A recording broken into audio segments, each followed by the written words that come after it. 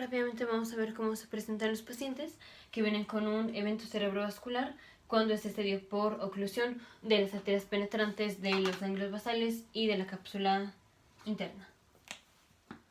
Entonces ponemos una vista lateral del sistema nervioso central. Aquí está el cerebelo, puente, lóbulo frontal, parietal, occipital, temporal, y vamos a hacer un corte coronal del sistema nervioso central a nivel del lóbulo frontal y otro a nivel del lóbulo parietal, junto con un corte transversal del bulbo raquídeo y un corte transversal de la médula espinal. Entonces lo ponemos aquí está el sistema nervioso central. Ponemos estructuras para ubicarnos, como son los ventrículos laterales. Ponemos la cápsula interna. Y vamos a poner unos ganglios basales. Por ejemplo, aquí están ganglios basales. Como es, por ejemplo, el globo pálido. El globo pálido es ganglio basal. Bueno, es uno de los ganglios basales. Y ponemos otras estructuras, como es el putamen.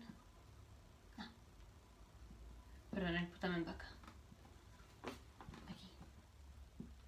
Así. Ponemos el corte del bulbo raquídeo. Aquí está el bulbo raquídeo. Y ponemos un corte transversal de la médula espinal. Ponemos astas posteriores, anteriores, anteriores, posteriores. Hasta posterior, anterior, anterior, posterior. Más o menos. Aquí está el ganglio de la raíz posterior. Ganglio de la raíz posterior. Y raíces anteriores. Raíz anterior, raíz anterior. Entonces, cuando tenemos un evento cerebrovascular de las arterias penetrantes a los ganglios basales y la cápsula interna, esto es generalmente un infarto lacunar, que se va a dar en pacientes que tienen diabetes mellitus tipo 2 o hipertensión benigna, que ya en videos anteriores vimos toda la patofisiología de las consecuencias de esto, que es la arteriolosclerosis hialina, y por qué vamos a tener un infarto tipo lacunar. Pero eso se va a dar en arterias pequeñas que son ramas de arterias grandes, como es la arteria cerebral media.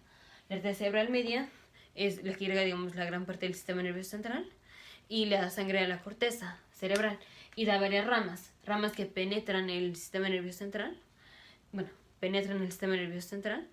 y van a perfundir a las estructuras más profundas, como son los ganglios basales o la cápsula interna.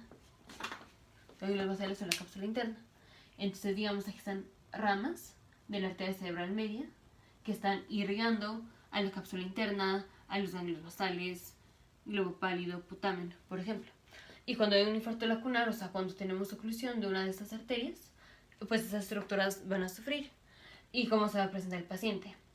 Entonces, por ejemplo, si tenemos daño al putamen, vamos a tener desviación de los ojos.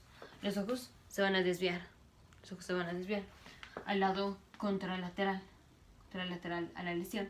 Entonces, si la lesión fue del lado izquierdo, los ojos se van a desviar al lado derecho. Si la lesión fue del lado derecho, los ojos se van a desviar al lado izquierdo. Y si tenemos, por ejemplo, daño a la cápsula interna, vamos a tener un déficit motor, también un déficit sensitivo, por ejemplo. Y esto va a ser contralateral a la lesión.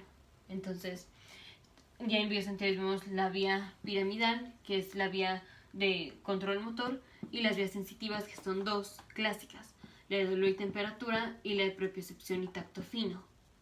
Entonces, rápidamente repasamos la vía piramidal. Esto es un corte a nivel del lóbulo frontal, en donde la primera neurona está aquí, en la corteza frontal.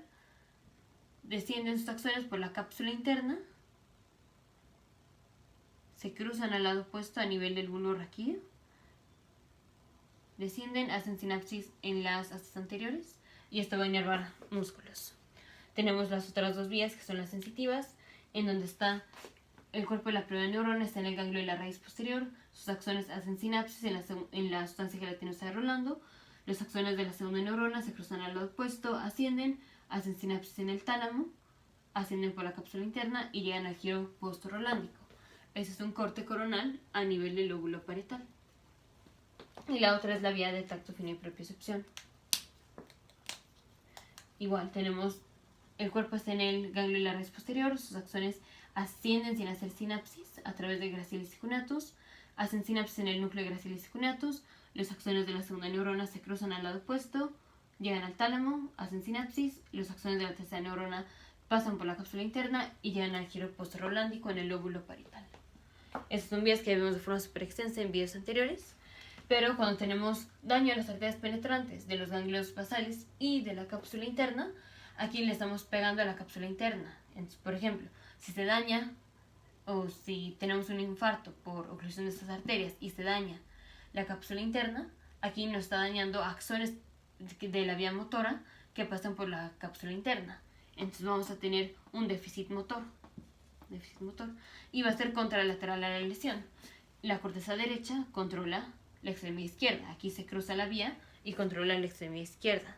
Si se daña aquí la cápsula interna, vamos a tener un déficit del lado izquierdo, porque la corteza derecha o el lado derecho controla el lado izquierdo. Entonces contralateral a la lesión.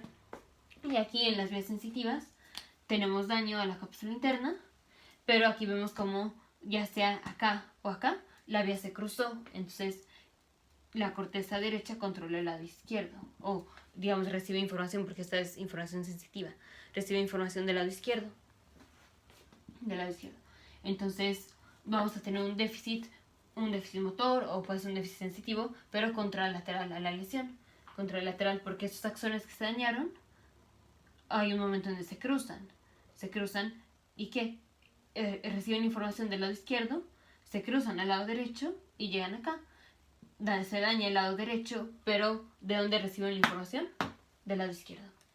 Entonces estos pacientes se presentan con desviación de los ojos hacia el lado contralateral a la lesión y con un déficit motor o un déficit sensitivo contralateral a la lesión, que esto se va a dar en pacientes con infarto lacunar de las arterias penetrantes a los ganglios basales y cápsula interna, que se dan en pacientes con arteriosclerosis hialina como complicación de diabetes mellitus tipo 2 e hipertensión benigna.